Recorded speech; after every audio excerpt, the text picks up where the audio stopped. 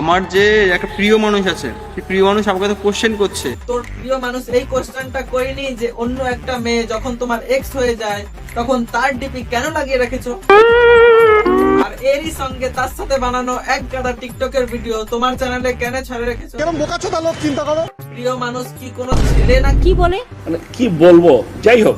আর এরপর আসি আমরা বদমাস বাঙালির ভিডিওর মধ্যে রাখা তার কিছু মন্তব্য নিয়ে। মুভ অন করতে 2 মিনিট টাইম নিতে ও এসব পরকিয়া টরকিয়া একদমই করে না। বিষয়টা একটু ব্যাখ্যা করবেন? রন ভাই, এই রূপসা দিদিটা কে প্লিজ একটু বলবে? তাহলে ভিডিওতে বলা কথাগুলো শুনে এটুকুই বুঝতে পারলাম যে সে এমন কেউকে একটাকে খুঁজে বার করে যার সঙ্গে নাকি বংরনের গোপন ভাবে রিলেশনশিপ ছিল। এহে রহা নেই যাতা। তাহলে ভাই একটা কথা বল, সন্দেহ করার জন্য আর কেউকে পারি না? এর প্রোফাইল ঘাটার পর তো আমি আলাদাই একটা জিনিসপত্র দেখতে পারছি।